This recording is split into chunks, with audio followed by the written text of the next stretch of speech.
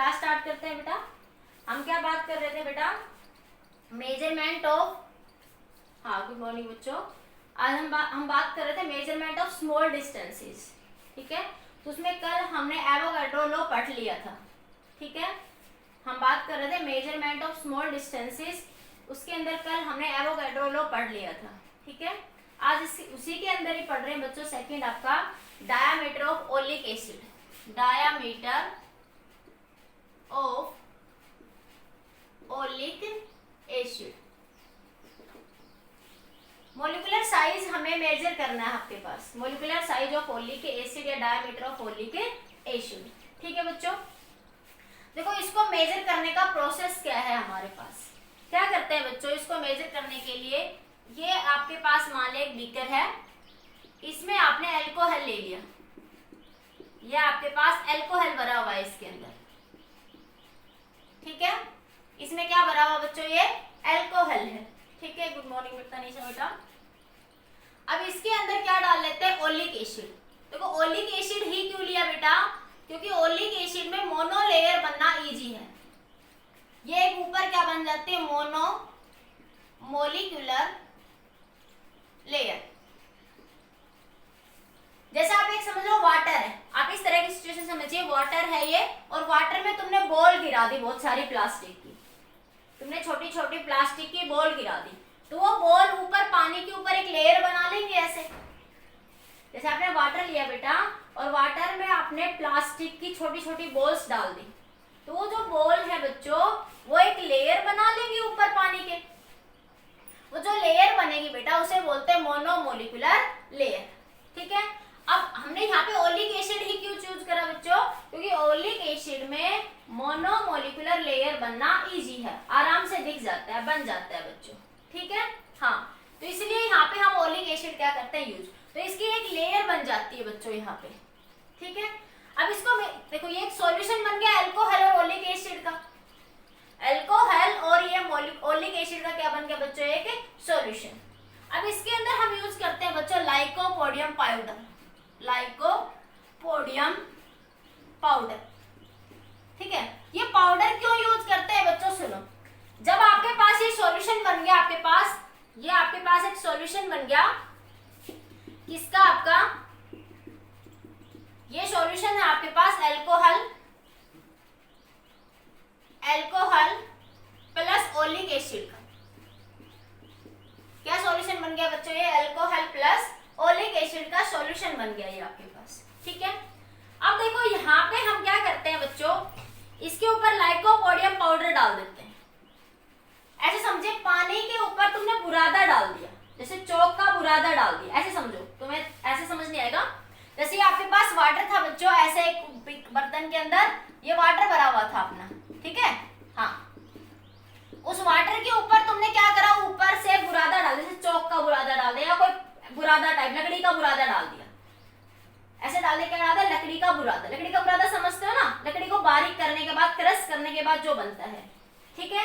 वो तुमने क्या करा? उस पानी के ऊपर अपने माइंड में एक पिक्चर लाओ कि तुमने एक बर्तन लिया, एक बड़ा सा बाउल ले लिया, उस बड़े से बाउल में तुमने पानी डाला बच्चों, ठीक है। और उस पानी के ऊपर तुमने लकड़ी का बुरादा डाल दिया। वो पानी का काम कौन कर रहा है? मेरा अल्कोहल और ओलिक एसिड का सॉल्यूशन। पानी का काम कौन कर रहा है? मेरा alcohol plus oleic acid solution काम कर रहा है बच्चों मेरा, ठीक है। अब मैंने उसके ऊपर बुरादा डाल दिया, मैंने क्या डाल दिया? बुरादा, ठीक है। अब मैंने इस सॉल्यूशन के ऊपर, ये सॉल्यूशन ऐसे था, मैं ऐसे समझाती हूँ, ये सॉल्यूशन इस तरह से इस बर्तन में भरा हुआ था, ठीक है। जैसे पानी को पिक्चर में लाओ कि आपके माइंड में पानी लाओ, पानी के ऊपर तुमने क्रश करी हुई लकड़ी डाल दी, ठीक है, लकड़ी का बुरादा डाल दिया, तो वो ऊपर फैल जाएगा, इस तरीके से पूरा फैल जाएगा वो। अब क्या करते हैं? तुमने क्या करा? ऊपर से ड्रॉप, तुमने ऊपर से ड्रॉप पानी की गिराई उसके ऊपर। हाँ हाँ सुनो, अब तुमने ये जो ड्रॉप्स है, ये पानी की ड्रॉप, जो सॉल्यूशन था आपके पास उसकी ड्रॉप उसके ऊपर गिराई। और अरे ड्रॉप गिराई, जैसे ऐसे माइंड में लाओ, ये आपका एक बाउल था, बाउल के अंदर पानी था, पानी के ऊपर क्रश करा हुआ बुरादा था, ऊपर से तुमने टप पानी डाला, टप टप करके बूंद आ रही, जैसे बारिश होगी टप टप करके बूंद गिरी, तो जैसे वो बूंद उसके अंदर गिरेगी तो बुरादा एक तरह से एक साइड में हो जाएगा। जैसे वो बूंद उसके ऊपर गिरेगी बच्चों,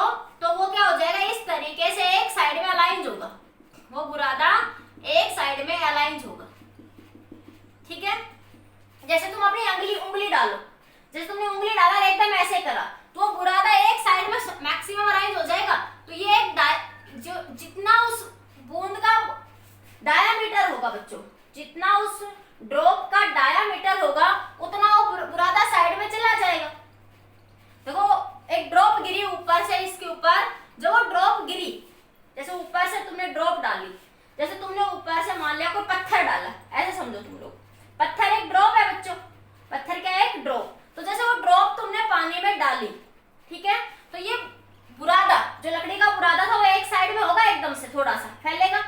वो कितना एक साइड में होगा बच्चों, जितना उसका डायामीटर होगा। तो जो ये डायामीटर आएगी ड्रॉप की, यही हमें मेजर करनी है, यही डायामीटर हमें बच्चों मेजर करनी है। अब इसके तरीके देखेंगे, ठीक है, अब इसका तरीका देखेंगे कैसे, ठीक है। हाँ, इतना एक बार स्क्रीनशॉट ले लो। अब मेथड समझते हैं, इसको निकालने का मेथड क्या है बच्चों, हो गया बेटा, यस, हटा दूं, सभी को इतनी बात क्लियर होगी। हाँ, अब देखो ये जो डायामीटर ड्रॉप आई, इस ड्रॉप के बच्चों कुछ थिकनेस होगी, इस ड्रॉप की क्या होगी, कुछ थिकनेस, और क्या होगी, कुछ एरिया होगा, और एरिया इंटू थिकनेस, इस ड्रॉप का क्या बन जाएगा, वॉल्यूम। वॉल्यूम क्या बन जाएगा, एरिया इंटू थिकनेस क्या बन जाएगा, इस ड्रॉप का वॉल्यूम बन जाएगा। This point is clear students. हाँ, अभी देखो तो, थोड़ी देर बिल्कुल अच्छे से समझ आएगा। पहले क्या करा बच्चों हमने, इसको निकालने के लिए, हाँ, अब मेथड देखते हैं। हाँ, क्या करा बच्चों हमने कि एक बीकर ले लिया, ठीक है, इसके अंदर आपने ये अल्कोहल ले लिया और ऊपर से आपने ओलिक एसिड ले लिया, ठीक है, ये आपका alcohol plus oleic acid solution, ठीक है। तो आपने क्या मान लिया, 400 सेंटीमीटर क्यूब, आप कितना भी ले सकते हो, मैं एक एग्जांपल के रूप में ले रही हूँ, ठीक है। आपने 400 सेंटी क्यूब सॉल्यूशन था, ठीक है, तो मतलब 400 मान लिया आपने, 400 लीटर तक आपका अल्कोहल भरा हुआ था, तो उसमें 1 सेंटीमीटर क्यूब तक ये लेयर बनी किसकी बच्चों, ओलिक एसिड की। 400 सेंटीमीटर क्यूब के सॉल्यूशन में आपने 1 सेंटीमीटर क्यूब तक क्या है, आपका ओलिक एसिड है। मेरी बात समझिए बच्चों, मान लिया आपके पास ये 400 लीटर पानी था, 400 लीटर पानी है, तो उसमें 1 लीटर क्या है बच्चों, आपका ओलिक एसिड है। ऐसी बात समझ आई। या मैं कह दूं 400 बूंद पानी है तो 1 बूंद ओलिक एसिड की है, 400 बूंद अल्कोहल है तो 1 बूंद किसकी है बच्चों, ओलिक एसिड, ठीक है। हाँ, तो आपके पास क्या है, मान लिया 400 सेंटीमीटर क्यूब का सॉल्यूशन था, 400 सेंटीमीटर क्यूब सॉल्यूशन किसके बराबर है, 1 सेंटीमीटर क्यूब के, मतलब 1 सेंटीमीटर तक ओलिक एसिड है। ये मोनोमोलिकुलर लेयर जो है ये 400 है, तो टोटल 400 में से, पूरा 400 था, तो उसमें से ये टोटल 400 में से 1 सेंटीमीटर क्यूब तक क्या है, ओलिक एसिड आपका, ठीक है। तो 400 सेंटीमीटर क्यूब सॉल्यूशन किसके बराबर है, 1 सेंटीमीटर क्यूब तक क्या उसमें ओलिक एसिड है। तो 1 सेंटीमीटर क्यूब में किसके बराबर हो गया, 1/400 के, मतलब कि ओलिक एसिड कितने वॉल्यूम में है, 1/400 के लिए। इतनी बात क्लियर होगी कि ओलिक एसिड किसके बराबर है, आपका 1/400 सेंटीमीटर क्यूब के बराबर है। इतनी बात क्लियर। अब देखो इसका ड्रॉप का वॉल्यूम कैसे निकालेंगे। अब ड्रॉप का वॉल्यूम निकालने का मेथड क्या होता है बच्चों, कि हम एक बुरेट ले लेते हैं इस तरह की, इस बुरेट में ये सॉल्यूशन डाल देंगे, इस बुरेट में बच्चों ये सॉल्यूशन हम डाल देंगे, और नीचे हम एक बर्तन ले लेंगे, बीकर ले लेंगे, नीचे क्या ले लेते हैं, एक बीकर। अब मान लिया ये बुरेट आपकी 10 सेंटीमीटर तक खाली हुई, तो ये देखो नीचे ड्रॉप ड्रॉप नीचे गिरेंगी, इस बीकर में ड्रॉप ड्रॉप यहाँ पे नीचे ऐसे गिरेंगी, ठीक है। एक एग्जांपल के लिए बच्चों मान लिया कि 10 सेंटीमीटर तक जब ये बुरेट खाली हुई, 10 सेंटीमीटर तक जब ये लेवल नीचे आया, सॉल्यूशन का लेवल 10 सेंटीमीटर तक नीचे आया, तो उसमें कितने ड्रॉप बन गए, मान लिया बच्चों 500 ड्रॉप बनी। जब 500 ड्रॉप इसमें नीचे गिरी तो 10 सेंटीमीटर बुरेट से जो लेवल था सॉल्यूशन का वो नीचे आ गया। तो आप क्या लिख सकते हो कि 10 सेंटीमीटर क्यूब कितने के बराबर है, 500 ड्रॉप्स के बराबर है। 10 सेंटीमीटर क्यूब का जो सॉल्यूशन है बच्चों वो कितने के बराबर है, 500 के ड्रॉप्स के। तो एक ड्रॉप का सॉल्यूशन कितने के बराबर हो जाएगा बच्चों, मैं लिख दूं उल्टा कि 500 ड्रॉप किसके बराबर होगी, 10 सेंटीमीटर के लिए, ठीक है। हाँ सॉरी 10 सेंटीमीटर, तो एक ड्रॉप कितने के बराबर होगी,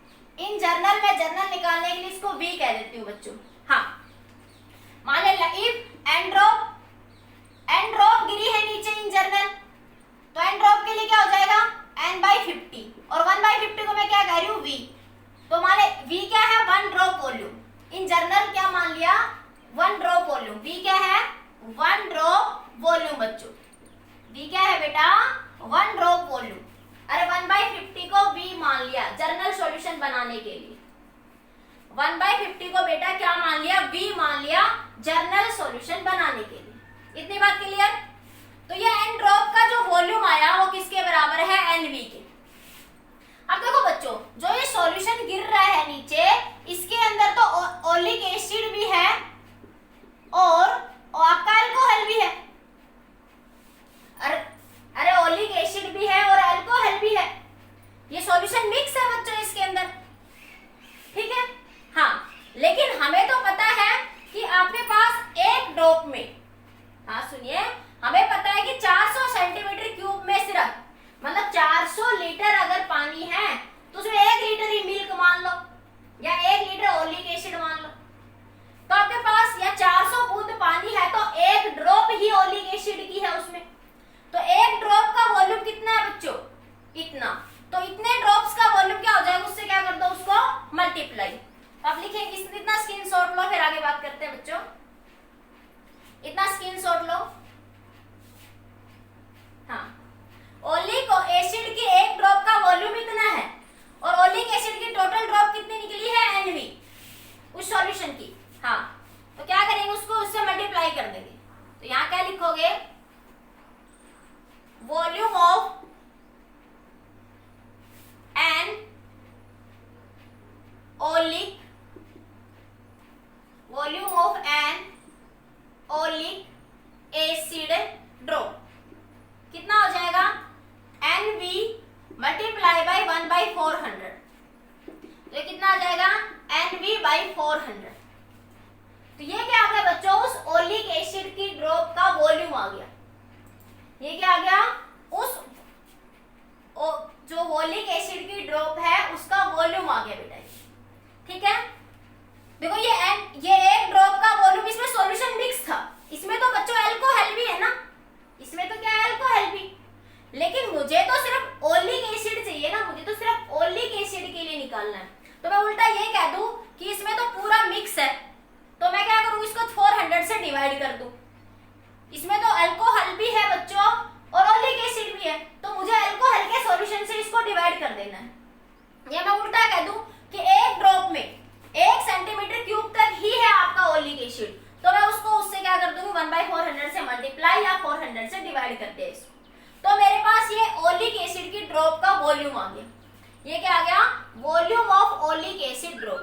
अभी मैंने फिर तुम्हें समझाया था अभी जस्ट 1 सेकंड पहले कि जब तुमने बुरादा, ये बुरादा वाटर था, इसमें भरा हुआ था, जब तुमने इसमें बुरादा डाला, ये बुरादा डाल रखा उसके ऊपर, जब तुमने यहाँ पे ड्रॉप डाली ओलिक एसिड सॉल्यूशन की, जब तुमने ओलिक एसिड सॉल्यूशन की ड्रॉप डाली तो आपने, जैसे आपने कहा कि पानी के ऊपर बुरादा फैला हुआ था, आपने कहा कि पानी के ऊपर बुरादा फैला हुआ था बच्चों, ठीक है। जैसे आपने कंकड़ डाला उसके ऊपर, तो ये जितना उस कंकड़ का डायामीटर होगा उतना ये एरिया बुरादा एक साइड में हो जाएगा।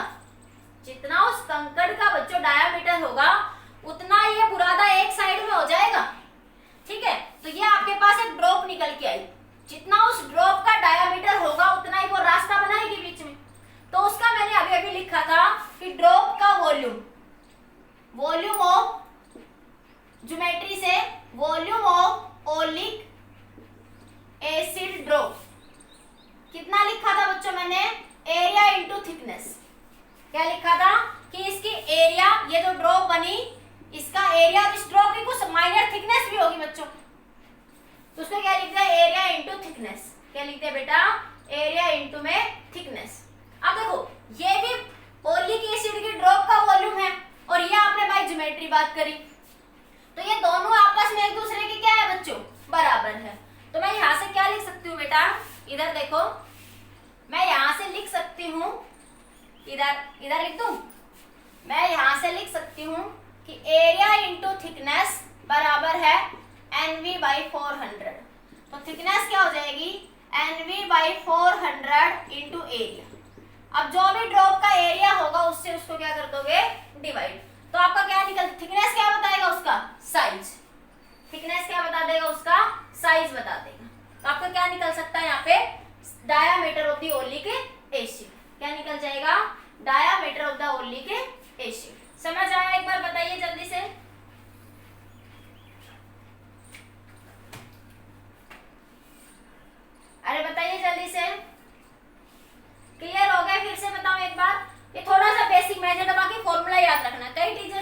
पढ़ाते भी नहीं है इसको, लेकिन आपका बेसिक ही है, बस आपको ये याद रखना थिकनेस एरिया इनटू थिकनेस इसके बराबर हो जाएगा।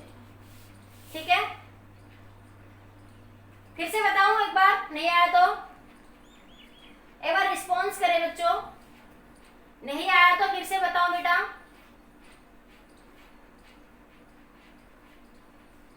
आ गया?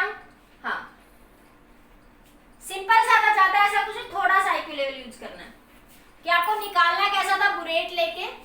हाँ, आगे देखिए बेटा, नेक्स्ट है बच्चों मेजरमेंट ऑफ मास। हाँ, हमने ये बात कर ली बच्चों। हाँ, नेक्स्ट टॉपिक आपको measurement of mass, measurement of mass.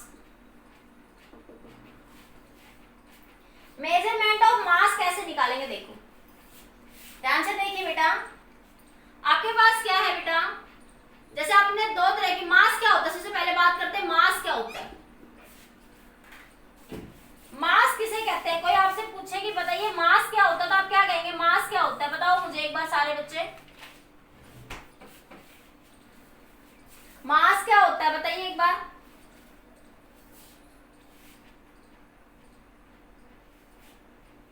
क्या बताओगे, quantity of matter, quantity of matter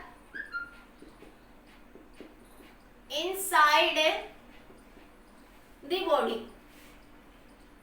quantity of matter inside the body. जैसे मैं कहूं, तुम जाके कहते हो 1 किलोग्राम चीनी दे दो, जैसे आप क्या कहते हो बच्चों, हाँ यस पार्थ बेटा, आप कहते हो दुकान पे जाके 1 किलोग्राम चीनी दे दो, तो उसमें उस चीनी के अंदर कितने दाने हैं चीनी के, वो क्या उसकी क्वांटिटी ऑफ मैटर। वो चीनी के जो दाने हैं वो क्या बता रहे हैं, क्वांटिटी ऑफ मैटर। हाँ हाँ हाँ, अब जैसे आप ये कहो बच्चों, जैसे आपको 1 किलोग्राम सेव दे दो, तो उस 1 किलोग्राम में कितने नंबर ऑफ सेव आए, वो क्या बताता है, क्वांटिटी ऑफ मैटर। वो क्या बताता है बच्चों, क्वांटिटी ऑफ मैटर को बताता है। क्या बताता है, क्वांटिटी ऑफ मैटर। ठीक है, मास को बेसिकली बच्चों दो क्राइटेरिया में बात करा गया। एक होता है इंपॉर्टेंट टॉपिक है बच्चों इनर्शियल मास, जनरली इसको छोड़ देते हैं सब, लेकिन बच्चों आपको एक अच्छा लॉजिक यहां से समझ आएगा। ठीक है, इनर्शियल मास एक होता है बच्चों ग्रेविटेशनल मास, ग्रेविटेशनल मास। देखो बच्चों, वैसे ये दोनों आपस में इक्वल ही है, दोनों अलग नहीं है, बस थोड़ा का तरीका अलग है समझने का। इसको समझने का थोड़ा तरीका अलग है, बाकी इनर्शियल मास और ग्रेविटेशनल मास में कोई डिफरेंस है नहीं, दोनों मास ही है, दोनों क्या है बच्चों, मास ही है आपके। ठीक है, तो सबसे पहले बात करते हैं इसके अंदर इनिशियल मास की। सबसे पहले बात करते हैं बच्चों इनर्शियल मास। इनर्शियल मास, इनर्शियल मास क्या होता है बेटा, सुनो, इनर्शियल मास क्या होता है, इनर्शिया क्या होता है, ability to change the position. Inertia क्या होता है बच्चों, ability to change the position. तो मतलब कि इनर्शियल मास क्या होगा, वो मास जिसके ऊपर बॉडी अपनी पोजीशन चेंज कर सकती है। हाँ, ability to change the position. अब कहते हैं ना कोई बॉडी इनर्शिया मतलब कोई बॉडी रेस्ट में है तो कंटिन्यू रेस्ट में रहेगी, मोशन में है तो कंटिन्यू मोशन में रहेगी। ठीक है, तो वही बात, तो इनर्शिया क्या बताता है, इनर्शियल मास क्या बताएगा कि वो मास जिस पर बॉडी अपनी पोजीशन बच्चों चेंज करती है, वो मास जिस पर बॉडी अपनी पोजीशन चेंज करती है बच्चों, उसे बोलते हैं बेटा इनर्शियल मास। क्या बोलते हैं बेटा उसको, इनर्शियल मास कहेंगे आप लोग। ठीक है, हाँ, मतलब कि जिसमें बॉडी आपकी position ability to change the position, ability to change the position. मतलब कि देखो ऐसे ऐसे ऐसे, जैसे तुम किसी बॉक्स को सरका रहे हो, तो इस तरीके से लीनियरली कोई बॉडी अपनी पोजीशन चेंज कर रही है। लीनियरली बॉडी जब अपनी पोजीशन बच्चों चेंज कर रही है, वो हाँ उस मास की उस क्वांटिटी, उसको क्या बोल देते हैं आप लोग, इनर्शियल मास। अब जैसे मैंने कोई बॉक्स था, उसका जो भी मास होगा उसके अकॉर्डिंग फोर्स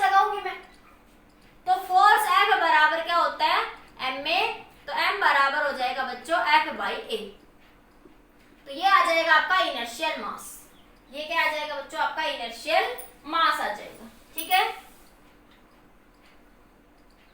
हाँ, बेसिकली आप ये कह सकते हो कि कोई बॉडी अपनी पोजीशन चेंज करेगी या नहीं, वो हमें इनर्शियल मास बताता है। हिंदी में लिख दूं, कोई body, any body change it's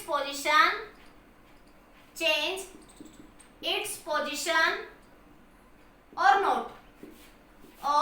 note this is tell about inertial mass. कोई बॉडी अपनी पोजीशन चेंज करेगी बच्चों या नहीं करेगी? कोई बॉडी अपनी पोजीशन बेटा चेंज करेगी या नहीं करेगी, वो हमें इनर्शियल मास बताता है।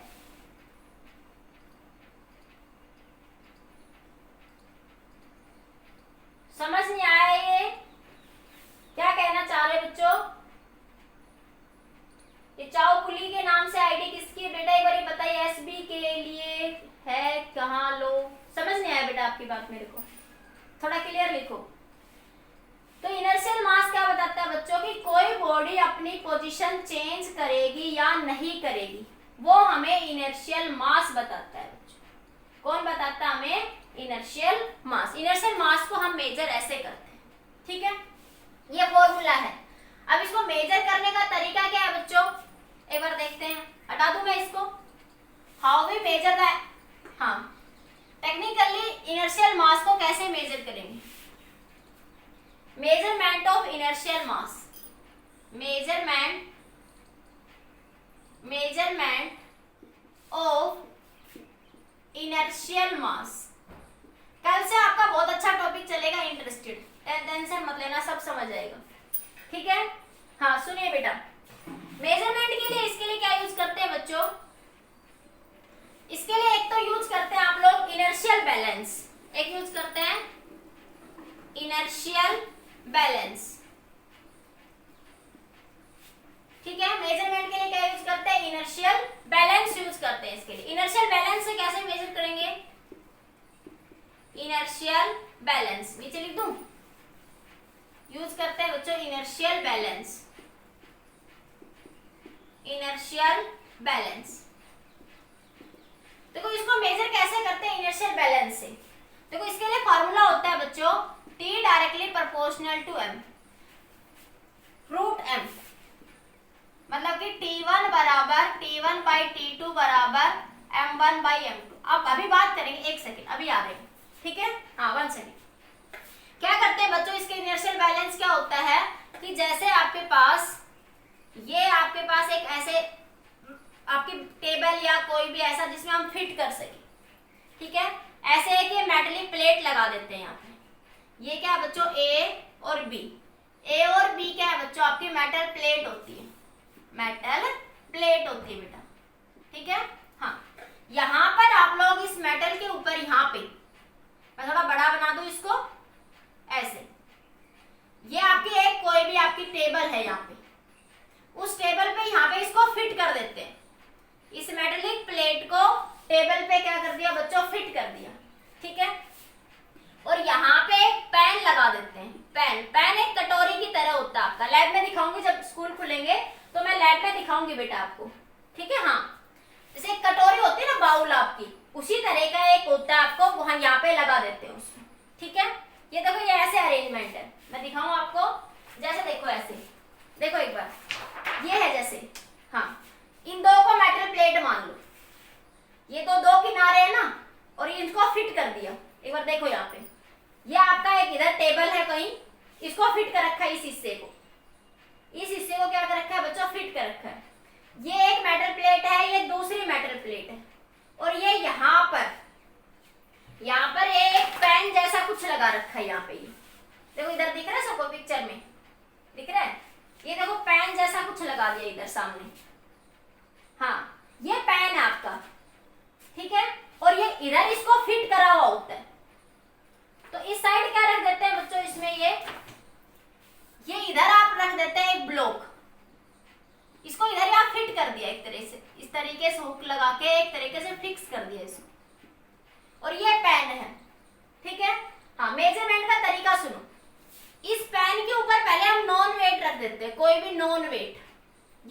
Non wait.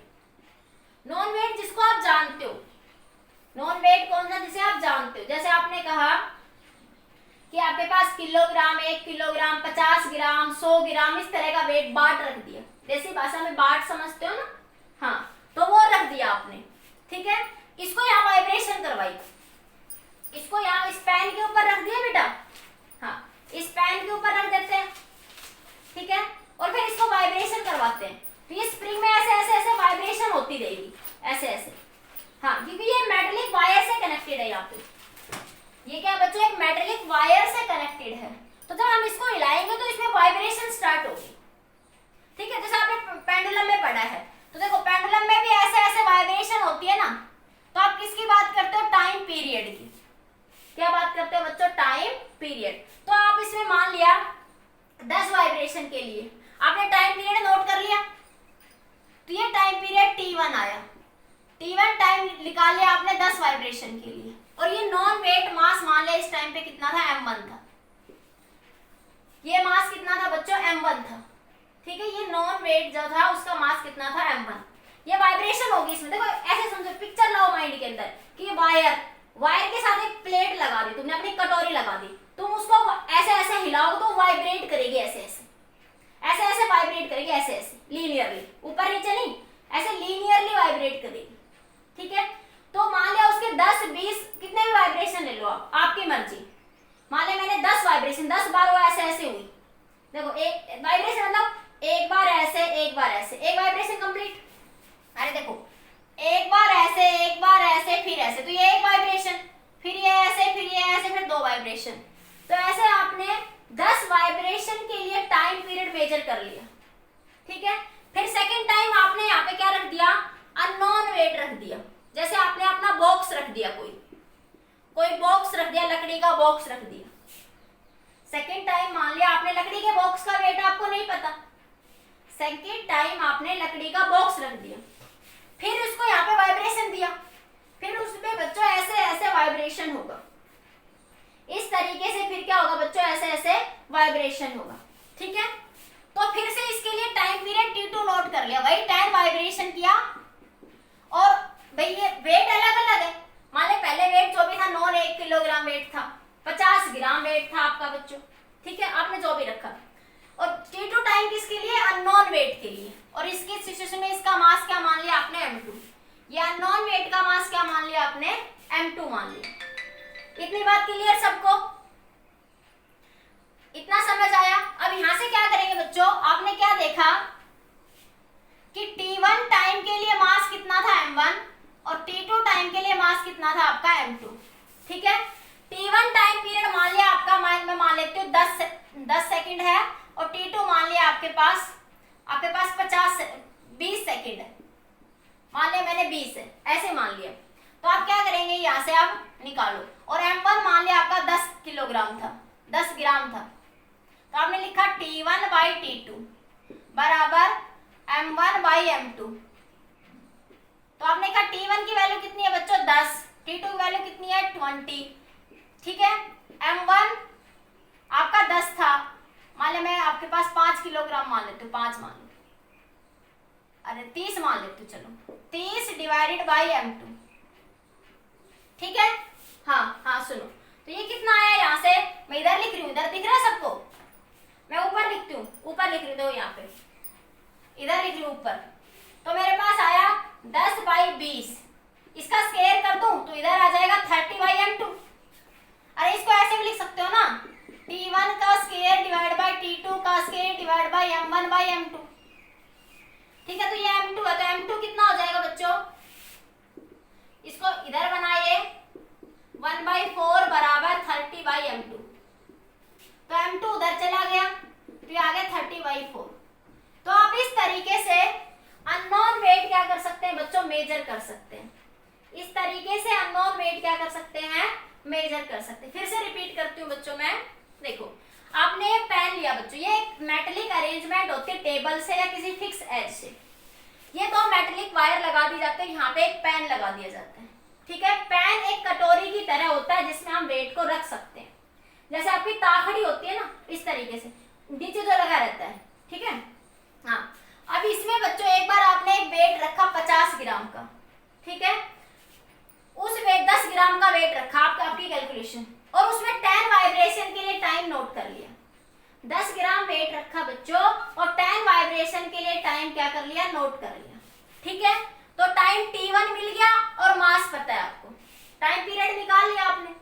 फिर आपने क्या करा बच्चों, आपने यहाँ पे एक ब्लॉक रख दिया, लकड़ी का कोई बॉक्स, ठीक है, लकड़ी का कोई डब्बा लिया और आपने वहां पे रख दिया।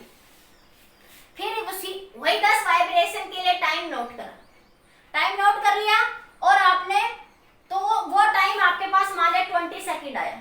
भाई पहले वाले में मान ले 10 आ रहा था, दूसरे वाले में अलग अलग वेट है तो टाइम ऑफ वाइब्रेशन अलग अलग होगी। जैसे तो तुम पेंडुलम से 10 ग्राम वेट लगा के वाइब्रेशन करवाओ, एक तुम पेंडुलम से 1 किलोग्राम लगा के वाइब्रेशन करवाओ, तो अलग अलग वेट पे वाइब्रेशन चेंज हो जाएगी, ठीक है। सेम यहाँ पे बात कर रहे हैं, सेम बात बेटा यहाँ कर रहे हैं, ठीक है। तो T2 टाइम और M2 मास हो गया। अब आपके पास ये फॉर्मूला होता है, ठीक है, ये फॉर्मूला आया, ये भी बताती हूँ। टाइम पीरियड का फॉर्मूला आप लोगों ने अभी पढ़ा नहीं है, बाकी 10th यूनिट में मैं पढ़ाऊंगी ये फॉर्मूला आपको, 10th यूनिट करवाऊंगी ऑसिलेशन एंड वेव, तो वहां ये आएगा बच्चों आपका, ठीक है। अभी डायरेक्ट तो आप इन दोनों को पुट करके आप M2 मास क्या कर सकते हैं बच्चों, यहाँ से कैलकुलेट कर सकते हो। इसे बोलते हैं इनर्शियल बैलेंस मेथड। क्या बोलते हैं, इनर्शियल बैलेंस मेथड। बताओ बच्चों समझ आया, एक बार बताइए बेटा। हाँ, ये टाइम पीरियड का फॉर्मूला ऐसे आएगा बच्चों, 2 पाई m बाई k, ये एक आपका टाइम पीरियड निकालने का फॉर्मूला होता है बच्चों। ये टाइम मैं वैसे 10th यूनिट में करवाऊंगी बेटा, आपको निकलवाऊंगी बाकायदा ये, ठीक है। हाँ, लेकिन ये देखो यहाँ से आप सीधा सीधा k स्प्रिंग कांस्टेंट है, तो सीधा सीधा मैं कह सकती हूँ T डायरेक्टली प्रोपोर्शनल रूट मास m। तो आप एक बात समझना, जब भी न्यूमेरिकल में वो इनर्शियल मास की बात करता है तो टाइम से हम कहीं ना कहीं रिलेट करके हम निकाल सकते हैं। हाँ, याद रखना बच्चों कि जब भी हम लोग इनर्शियल मास की बात करेंगे बेटा, तो टाइम के कंसेप्ट से हम वहां पे उसका मास निकाल सकते हैं, या मास पता है तो हम टाइम पीरियड निकाल सकते हैं उसका, ठीक है। तो इनर्शियल मास का कनेक्शन कहीं ना कहीं टाइम से होता है। इनर्शियल मास का कनेक्शन बच्चों कहीं ना कहीं किससे होता है, आपका टाइम से होता है, ठीक है। समझ आया बेटा, बताइए एक बार जल्दी से, एक बार जल्दी से बताइए बेटा, मुझे रिस्पॉन्स दीजिए। सभी बच्चों का रिस्पॉन्स आया बेटा, तनिषा, अवंतिका, नमिता, सृष्टि, राकेश, रिया, रितिका, राकेश, और बच्चे भी बताएं, प्रीति सिहाग, प्रीति, पार्थ, पारस, आदित्य शर्मा, आदित्य शर्मा, अक्षिता, अब्सेंट है क्या ये, अक्षिता, यशिका, अवंतिका, दिव्या, देव, नमिता, आगे सबको समझ में। पारस नहीं आज, Paras, Rohit, okay okay.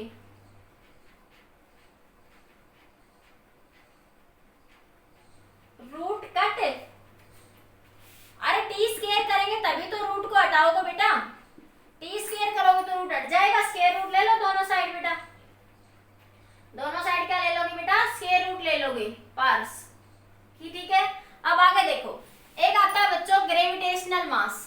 Inertial मास समझ आ गया कि बॉडी की लीनियर, देखो एक बार फिर से शॉर्ट में बताती हूँ बेटा, बॉडी को लीनियर पोजीशन, बॉडी अपनी लीनियर पोजीशन चेंज करेगी या नहीं करेगी, वो इनर्शियल मास बताएगा।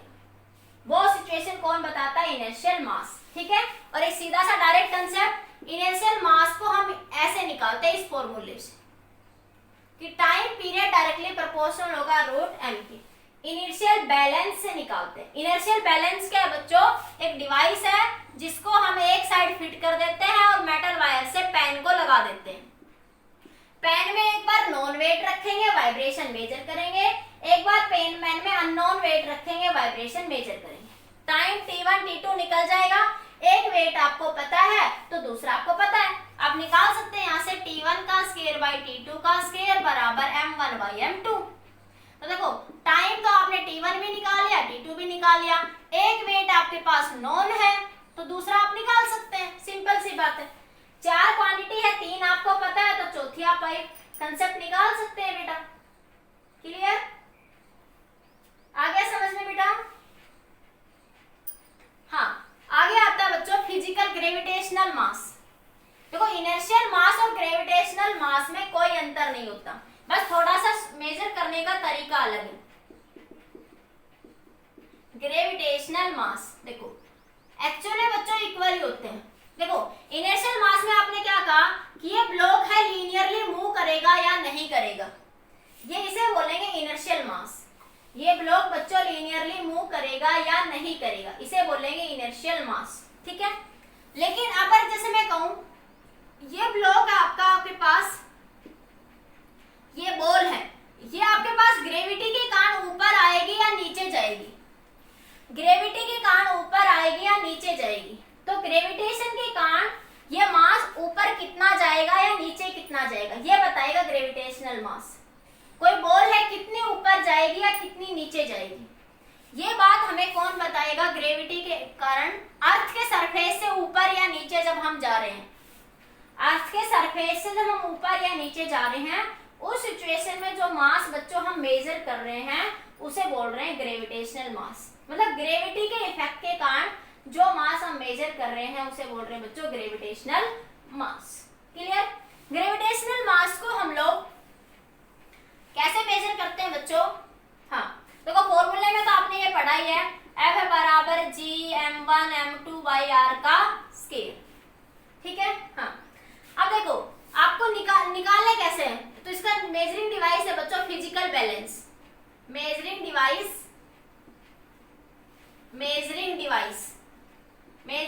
क्या है बच्चों? आपकी फिजिकल बैलेंस। फिजिकल बैलेंस आपकी लैब में भी है बच्चों, जब स्कूल खुलेगा तो मैं लैब में दिखाऊंगी आप लोगों को। फिजिकल बैलेंस आपके स्कूल में लैब में है, अगर आप स्कूल में होते तो मैं स्कूल में लैब में ही करवाती आपको ये एक्सपेरिमेंट। कैसे? फिजिकल बैलेंस क्या होता है बच्चों, कभी देखा हो 10th क्लास में जब आप स्कूल में आए हो तो देखो क्या होता है, किस तरीके का बॉक्स होता है। ठीक है, इस बॉक्स में ये ऊपर ऐसे ऐसे करके एक इंस्ट्रूमेंट्स बना होता है नीचे हम यहाँ पे ये पेन लगा देते हैं, नीचे हम यहाँ पे ये एक पेन लगा देते हैं, ये पेन है। पेन मतलब कटोरी जैसा कुछ होता है। इसी तरह नीचे यहाँ एक पेन लगा देते हैं और बीच में बच्चों यहाँ से एक पॉइंटर लगा रहता है, इसे बोलते हैं पॉइंटर। एक वायर का, अरे सुई जैसा, सुआ होता है ना, सुआ देखा है ना, गांव के बच्चे समझते होंगे। सुई तो पतली होती है, सुआ उससे थोड़ा मोटा होता है, ऐसे नोब टाइप में। इस तरीके से ऐसे ऊपर से मोटा और नीचे से ऐसे पतला से ऐसे बना होता है। ठीक है, तो ये एक ऐसे पॉइंटर बना होता है बेटा, ऐसे। हाँ जैसे अरे घर में घी वगैरह तोलते हैं ना, जैसे गांव के लोग ताकड़ी बाट समझते हो, ताकड़ी बाट समझते हैं ना, ऐसे पकड़ते हैं उनको ऐसे। हाँ उसी तरीके की डिवाइस होती है फिजिकल बैलेंस। फिजिकल बैलेंस उसे ही बोलते हैं, ताकड़ी बाट जिसे बोलते हैं ना आप लोग, देसी भाषा में अपने हरियाणवी में क्या बोलते हैं, ताकड़ी बाट। ठीक है, तो उसको ऐसे पकड़ लेते हैं और एक साइड ऐसे लटका रहता है, दूसरी साइड ऐसे लटका रहता है। ठीक है, तो क्या करते हैं, जैसे घी तोलते हैं गाँव में लोग, तो क्या करते हैं, एक साइड मान लिया आपने घी रख दिया अपना, ये घी रख दिया, और एक साइड आपने बाट रख दिए। ये हमारा देसी तरीका है कि जब हमको दोनों आपस में बराबर हो जाएंगे तो हमें पता लग जाता है कि ये घी कितने किलोग्राम का हुआ, हमें पता लग जाता है कि ये घी कितने किलोग्राम हुआ। सेम अब फिजिक्स पढ़ रहे हैं भाई, तो फिजिक्स में घी तो मेजर नहीं करेंगे, फिजिक्स में कैसे करते हैं बच्चों, मान लिया इधर ये कोई भी अननोन वेट रख दिया, जैसे आपने कोई बॉक्स रख दिया, यहाँ पे कोई भी जैसे कोई बैटरी सेल रख दी, अरे कोई बैटरी का सेल रख दिया, मान लिया सेल समझते हो ना, हाँ, या कोई बॉक्स रख दिया।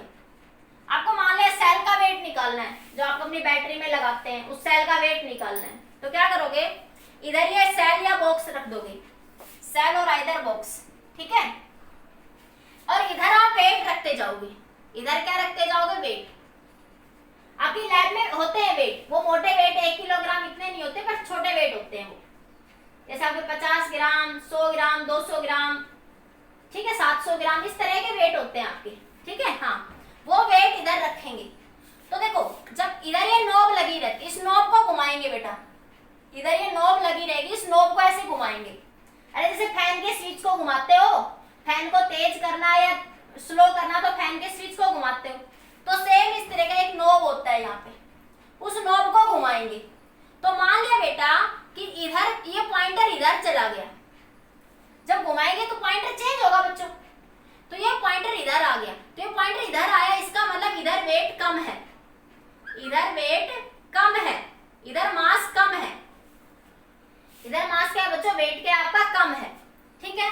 अगली बार फिर थोड़ा वेट डालेंगे, फिर थोड़ा और वेट डाला, फिर देखा फिर इधर ही आ रहा है, तो इसका मतलब इधर वेट कम था, फिर और वेट डाला, फिर देखा कि एक पॉइंट ऐसा आ गया कि ये पॉइंटर यहीं पर, ये जीरो पर, ये हिलेगा नहीं, ये जीरो है, इस पॉइंटर पे मार्क करा होता है 1 2 4 5 के आसपास, ठीक है।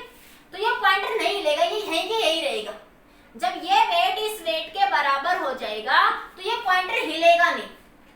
जैसे ताखड़ी में तोलते हैं ना, तो एक बार पंडा ऊपर एक बार नीचे, अगर कम ज्यादा होगा तो ऊपर नीचे होता रहेगा, लेकिन जब उनका वेट बराबर हो जाएगा, जब उनका वेट बराबर हो जाएगा, घी उस किलोग्राम वेट के बराबर हो जाएगा, ठीक है। जैसे 1 किलोग्राम घी 1 किलोग्राम बाट, तो बराबर हो गया, तो वो बैलेंस रहेगा, अब वो बैलेंस रहेगा, ठीक है, वो मूव नहीं करेगा। तो सेम यहाँ पे मेजर करने का तरीका क्या है, इधर नॉन वेट डाल दिया बच्चों, इधर नॉन वेट, तो अगर वेट कम होगा तो उधर पॉइंटर आ जाएगा, ठीक है। हाँ, और जब वेट बैलेंस हो जाएगा तो ये पॉइंटर यहाँ से नहीं हिलेगा, इसको कितना भी घुमाओ ये पॉइंटर यहीं के यहीं रहेगा, ये पॉइंटर अपनी पोजीशन यहाँ से चेंज बच्चों नहीं करेगा। क्लियर ये बात? फिजिकल बैलेंस से कैसे मेजर करते हैं समझ आ गया बेटा आपको?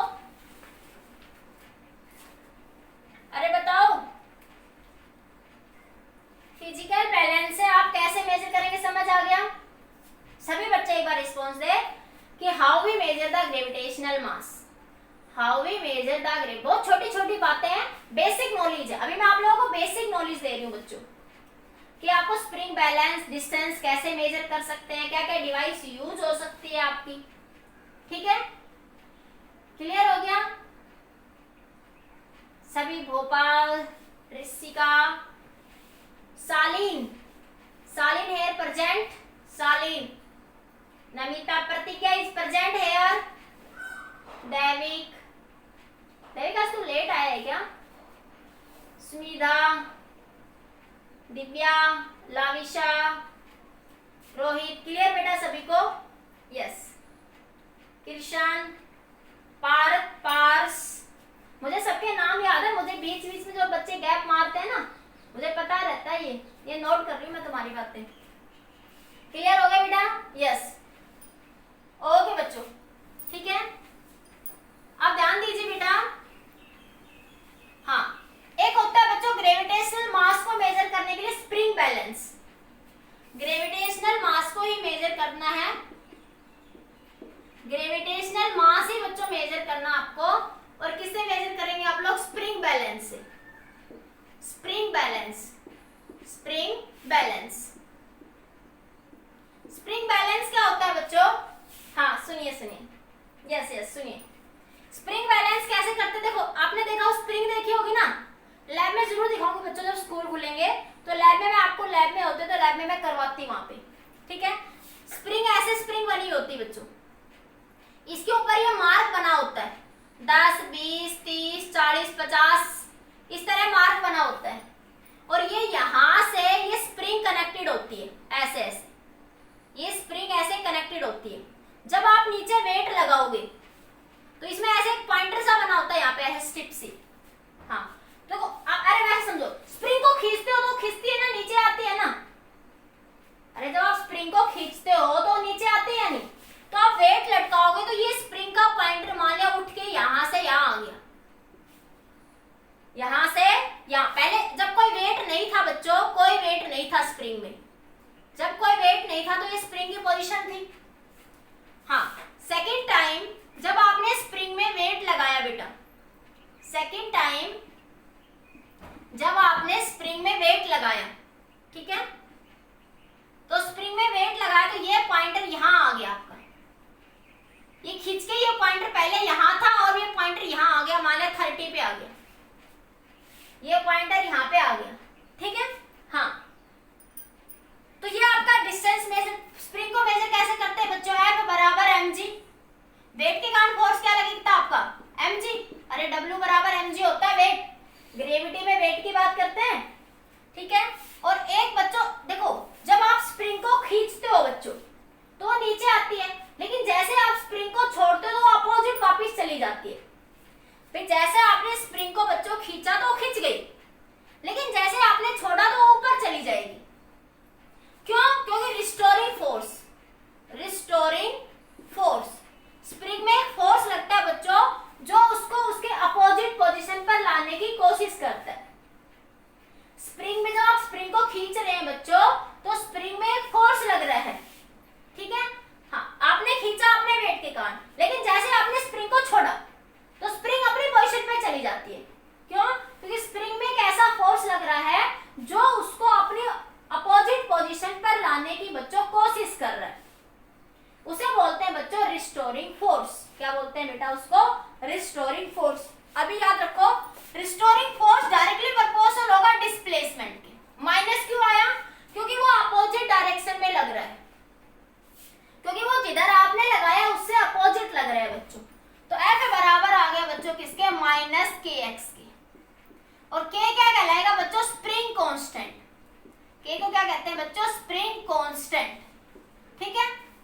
हाँ, जब मैं मैग्नीट्यूड के फॉर्म में बात करूंगी तो मैं लिख दूंगी F बराबर kx। नेगेटिव साइन सिर्फ डायरेक्शन को बता रहा है, नेगेटिव साइन ये बता रहा है कि फोर्स अपोजिट डायरेक्शन में लग रहा है। नेगेटिव साइन क्या बता रहा है बच्चों, कि फोर्स जो है वो अपोजिट डायरेक्शन में लग रहा है, ठीक है। तो आपके पास देखो ये भी F है, देखो इस वेट के कारण, इस वेट mg के कारण वो नीचे आया, जितना mg लगा उतना ही अपोजिट में रिस्टोरिंग लग रहा था। तो इक्विलिब्रियम पोजीशन में मैं क्या कह सकती हूँ बच्चों, कि mg बराबर है kx के, तो m बराबर kx by mg, kx by g, ठीक है। अब देखो x तो ये आपने निकाल लिया कि 30 सेंटीमीटर नीचे आया, x तो आपने ये निकाल लिया, k स्प्रिंग कांस्टेंट को आपको गिवन होता है, हर स्प्रिंग का अलग अलग होता है। स्प्रिंग कांस्टेंट क्या बताता है, स्टिफनेस को बताता है कि कोई स्प्रिंग हार्ड है या लूज है, ठीक है। और g ग्रेविटेशनल कांस्टेंट आपको पता है, तो आप यहाँ से मास निकाल सकते हैं, जो ब्लॉक आपने लटका रखा है उस ब्लॉक का आप मास मेजर कर सकते हैं, ठीक है। स्प्रिंग कांस्टेंट क्या बताता है, देखो मैं थोड़ा बता देती हूँ आइडिया, बाकी हम 4th यूनिट में पढ़ेंगे इससे रिलेटेड सारी बातें बच्चों। जैसे आपने कहा एक आपके पास ट्रक की स्प्रिंग है, एक आपके जूते की स्प्रिंग है। सुनो सुनो, आपके घर में एक तो आपके पैन की स्प्रिंग है या जूते की स्प्रिंग है, शूज की स्प्रिंग है, एक आपके ट्रक में बड़ी बड़ी मोटी मोटी स्प्रिंग लगी रहती है ना, देखा ना, ऐसे ऐसे ऐसे ऐसे।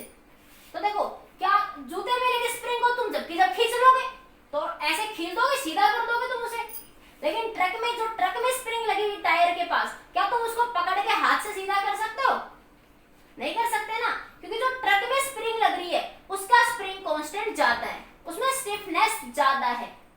और जो आपके शूज में जो स्प्रिंग लग रही है या आपके पैन में जो स्प्रिंग लग रही है उसके अंदर स्टिफनेस बहुत कम है बच्चों, वेरी लेस अमाउंट। क्लियर बच्चों, ये बताओ, ये कंसेप्ट समझ आ गया सभी को, ठीक है। हाँ, इसी तरह से बेसिक सी बातें हम टाइम के लिए कर सकते हैं। सीजियम एक डिवाइस थी बच्चों, उसके लिए हम मेजर कर लेते हैं, उसके लिए, ठीक है। हाँ हाँ, क्लियर हो गया।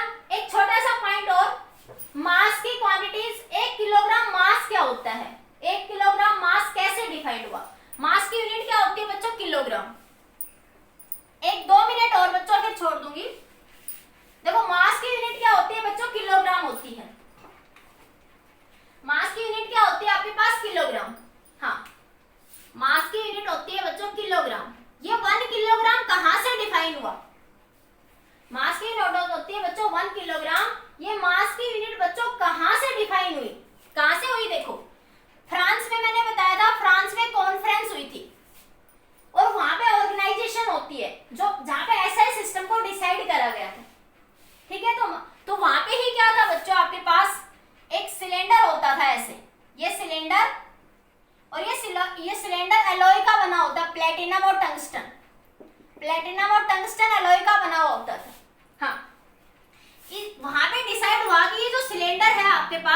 जिसकी लेंथ थी 3.9 मीटर और जिसकी डायामीटर भी कितनी थी 3.9 मीटर। हाँ, और ये जो सिलेंडर वहां पे डिसाइड, वो ऑर्गेनाइजेशन ने डिसाइड करा बच्चों, ठीक है। इस सिलेंडर की लेंथ इतनी है और ये इतना है, तो इस सिलेंडर का मास वहां पे तय हुआ कि कितना होगा 1 किलोग्राम।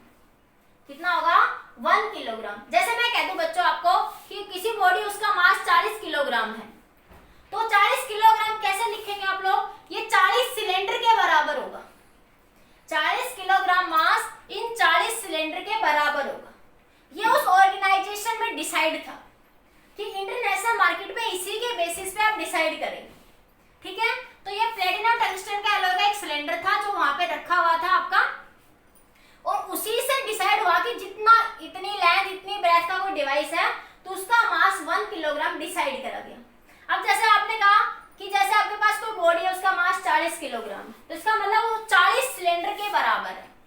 वो कितने के बराबर है, 40 सिलेंडर जो होंगे वो 40 किलोग्राम के बराबर है। वहां पे डिसाइडेड था ये, ठीक है।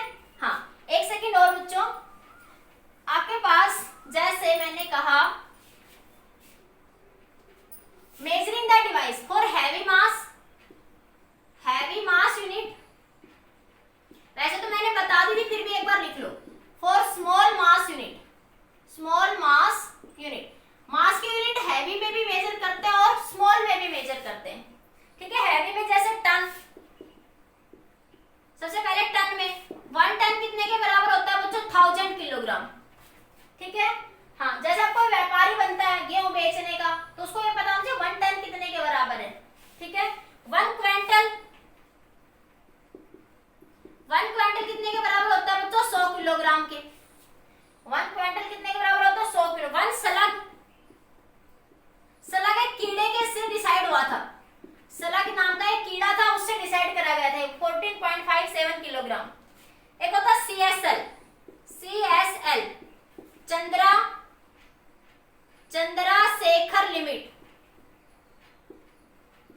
चंद्रशेखर लिमिट, और 1 CSL कितने के बराबर होता है बच्चों आपके पास, 10⁻1.4 time of mass of sun. 1.4 time of mass of sun. और सन का मास कितने ऑर्डर में होता है बच्चों, सन के मास का ऑर्डर होता है 10⁻30 किलोग्राम। ये याद रख लेना, सन के मास का ऑर्डर कितना होता है, 10⁻30 किलोग्राम होता है आपके पास, ठीक है। हाँ, इसी तरह स्मॉल मास के लिए जैसे मैंने कहा मिलीग्राम, क्या लिख सकते हो 10⁻³ ग्राम। मिलीग्राम कितने के बराबर होगा, 10⁻³ ग्राम के। और 1 ग्राम कितने के बराबर होता है, 10⁻³ किलोग्राम के बराबर होता है, ठीक है। एक होता है 1 एटॉमिक मास यूनिट, ये मैंने बताया था 1/12 of mass of carbon atom. और 1 एटॉमिक मास यूनिट कितने के बराबर होता है बच्चों, 1.66 10⁻27 किलोग्राम के। कितने बराबर होता है, 1.66 10⁻27 किलोग्राम के, ठीक है। एक होता है 1 कैरेट, सबसे छोटी यूनिट है, सबसे छोटी, very small unit of mass, very small unit of mass. और 1 कैरेट कितने के बराबर होता है बच्चों, 10⁻200 मिलीग्राम के। अगर तुमसे कहे 1 कैरेट, तो 1 कैरेट का मतलब होता है 200 मिलीग्राम।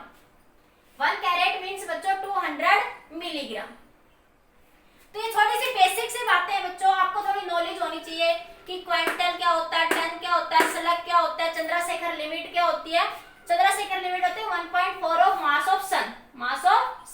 और सन का मास किस ऑर्डर में होता है बच्चों, 10⁻30 किलोग्राम। इसी तरह छोटी यूनिट मेजर करनी है तो किसमें मेजर करते हैं, मिलीग्राम में, ग्राम। जैसे सोने को मेजर करोगे तो सोने को किलोग्राम में थोड़ी ना मेजर करेंगे भाई। किसी को गोल्ड बनवाना है, कोई मेटल बनवानी है, आपको कोई ज्वेलरी बनवानी है, तो उसको किलोग्राम या क्विंटल में तो मेजर नहीं करेंगे। तो उसके लिए कुछ छोटी यूनिट्स डिसाइड है, क्या, कैरेट, जैसे 200 मिलीग्राम के बराबर होगा 1 कैरेट, ठीक है। जैसे आपने कहा 1 ग्राम, मिलीग्राम। और 1 एटॉमिक मास यूनिट, जैसे आपके पास 1 प्रोटॉन का मास होता है बच्चों, ये क्या होता है, 1 प्रोटॉन का मास होता है 1.66 10⁻27 किलोग्राम, ठीक है। हाँ, कल आपका नेक्स्ट चैप्टर के लिए इतना ही। अटेंडेंस भेजो लिख